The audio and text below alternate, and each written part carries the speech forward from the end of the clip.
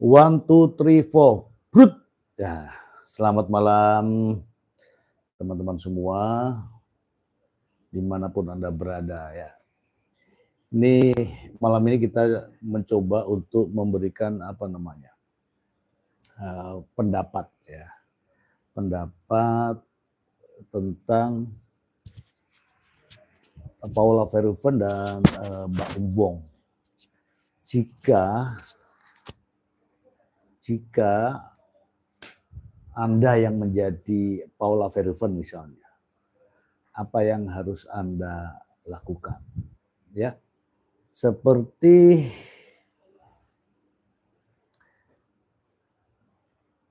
banyak diberitakan ya di berbagai media massa bahwa Mbak Imbong begitu nekatnya ya untuk memberikan semacam tekanan ya dengan menggugat Paula Verhoeven di pengadilan agama Jakarta Selatan dengan menyerahkan begitu banyak bukti. Kira-kira ini kalau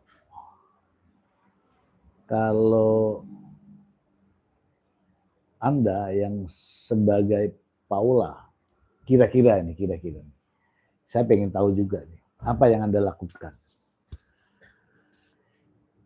Ya, sebagai wanita ya, apa kira-kira yang akan Anda lakukan jika seandainya Anda menjadi Paula Verhoeven? Apakah bisa Anda seperti Paula Verhoeven sekarang, diam dan menunggu atau pasrah? Ya, saya tidak sendiri ya, saya ditemani seorang wanita juga ya. Seseorang yang sebagai seorang ibu juga. Nanti kita akan saling interaktif ya. Mungkin teman-teman bisa tapping di bawah. Seperti kita ketahui bahwa sidang gugatan cerai Paula Verhoeven yang digugat dengan Mbak Imbong ini terlampau bertele-tele. Itu menurut saya. Yang awalnya barang buktinya 43. Sekarang menjadi 71. Kira-kira ini, apa yang Anda lakukan jika Andalah yang menjadi Paula? Makanya temanya hari ini, seandainya kamu, seandainya kamu jadi dia, bagaimana? Ya, seandainya kamu jadi dia, bagaimana? Apakah ini ada, halo, spektikul. Kalau saya, Paula, saya campak aji Mbak Im ke laut biar tubuhnya dibersihkan oleh air asin. Nah, ini dikasih mandi gitu ya. Iya. Boleh. Oke ya, ini sudah ada pendapat nih. Oh, mungkin dikasih mandi. Ini saya nanya narasumber saya ya. Seandainya nih, ini di sini sudah ada nih, diawali dengan ini, dibuang di laut. Menurut pendapat kamu gimana? Ini narasumbernya nggak kelihatan ya, sengaja. Bagaimana?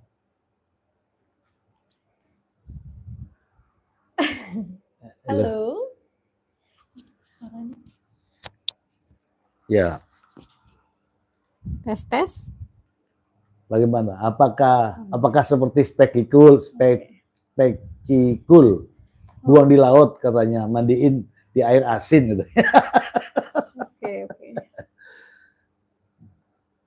Oke, mungkin sama aja, sependapat sama spekikul. Oh, buang di laut. Ya, jadi makan hiu. Jadi ini ada pendapat biar dimakan hiu katanya. Ayo, bagaimana menurut teman-teman? Dari spekikul, ya ini bacanya gimana? Spekikul ya. Tanya biar dibersihkan di air asin, ya kan? Kemudian di sini ada narasumber katanya biar dimakan ikan hiu. Ya.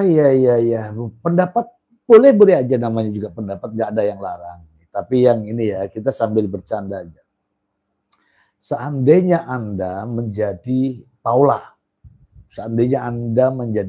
nanti juga akan ada lagi. Seandainya Anda menjadi orang tua Paula, nah gitu ya. Ini semuanya mengandai-andai. Kira-kira apa yang Anda lakukan ya? Ini saya sudah dapat dari spekikul campak aji ke laut biar tubuhnya dibersihkan oleh air asin. Air asin itu kan asin ya.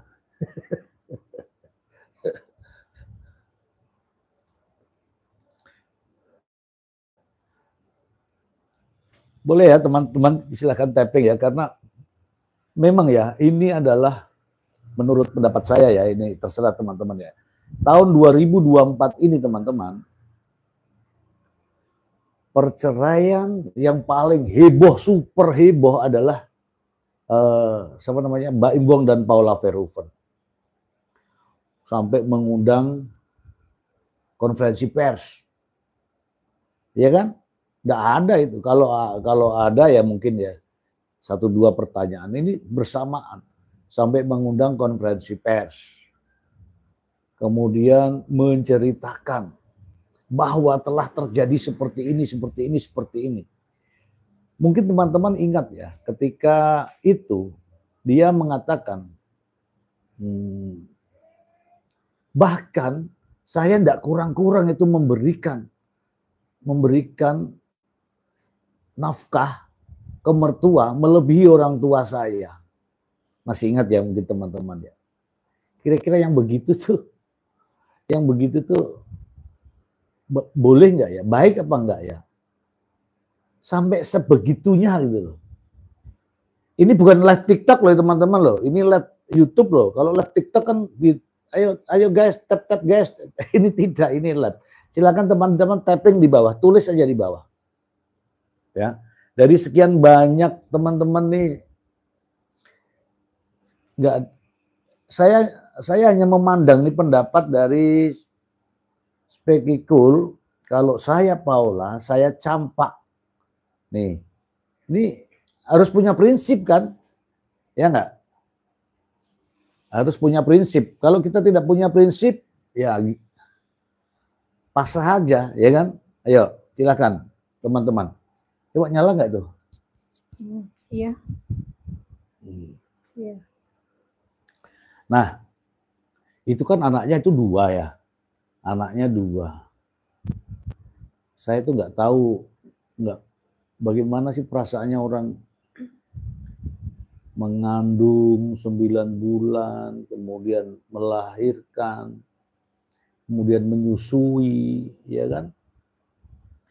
Buat menyusui sekian lama, apa-apa tuh bergerak nggak bisa. Coba bayangin itu ketika masih bayi itu, saya pernah diomongin sama ibu saya, bilangnya gini, ini gara-gara kamu bayi lahir, kita ini kurang tidur, lebih mementingkan bayinya itu apa-apa dikit-dikit tuh. Sampai katanya masak ditinggal masak gitu kan nangis tuh. Masaknya juga ditinggal gara-gara bayinya. Masakannya hangus. Itulah beratnya seorang ibu. Tetapi kalau mendengar cerita seperti ini bukan cerita ya, ini kenyataan ya. Kisahnya seperti ini bahwa tidak dapat bagian. Anaknya mau diambil 10. Ini ada yang berpendapat nih di sini, ada yang berpendapat nih. Ada yang berpendapat ini jangan dicontoh tindakan Mbak Imbung. Ya kalau laki-laki seperti saya ya, mungkin yakin dan percaya tidak seperti itu. Kalau ini ya. Dari Sri Paneskiati. Pasrah tapi tetap berjuang untuk ngasuh anak-anaknya. Nah, ayo ini ada narasumber saya, ini ada dari Bu Sri Paneskiati. Wah, bagus nih. Pasrah tapi tetap berjuang untuk ngasuh anak-anaknya. Ini berarti mirip-mirip dengan Paula Verhoeven mungkin ini ya. Coba menurut narasumber saya ya. Mbak silakan narasumber ini nggak kelihatan loh ya, tapi ada suaranya. Ya, ya. Kalau sebagai ibu jelas pasti semuanya pasti melakukan hal yang sama ya. Kalau suaminya sudah nggak bisa dipertahankan kan kita punyanya anak ya. Anak tetaplah anak, jadi harus diperjuangkan sampai kapanpun. Kalau suaminya hilang, ceburin ke laut katanya kan. Iya. Anak itu, nah ini ya, anak itu tetap anak. Sampai kapanpun anak tetap anak. Tidak ada yang namanya bekas anak. Tapi suami, istri, ada bekasnya. Itu bekas istri, itu bekas suami. Bekas anak tidak ada. Nah, ini tadi ada dari Bu Sri ya, Bu Sri bilang kita tetap berjuang untuk mengasuh anak. Nah, sekarang saya bertanya ini teman-teman ya. Paula Verhoeven itu kan hamil 2 kali dan anaknya 2. Oke. Dan anaknya sekarang nih masih di bawah usia masih balita. Masih balita. Kira-kira ini, teman-teman, setuju nggak kalau anak yang masih balita itu diasuhnya ya, hak asuhnya jatuh kepada ibunya? Setuju nggak? Saya tanya dulu narasumber saya ya. Bu, kalau usia di bawah 5 tahun tuh sebaiknya anak asuh siapa ya? Menurut Ibu gimana? Jadi ibu atau mbak ini? Ibu mbak karena ya wanita ya kita mohon maaf ya teman-temannya karena ya kemauan kita sebagai ibu ya pasti ke kita ya, tapi dan peraturan undang-undang seperti itu kan. Jadi seharusnya Paula nggak perlu terlalu effort buat mendapatkan itu kan. Sesuai peraturan saja, selagi layak gitu. Ya saya ingin perjelas tadi, ini pendapatnya, namanya juga pendapat ya, sah-sah saja. Jadi pendapat saya ini yang sesuai undang-undang ya, di dalam undang-undang perkawinan ya, itu kalau nggak salah ya, undang-undang nomor 1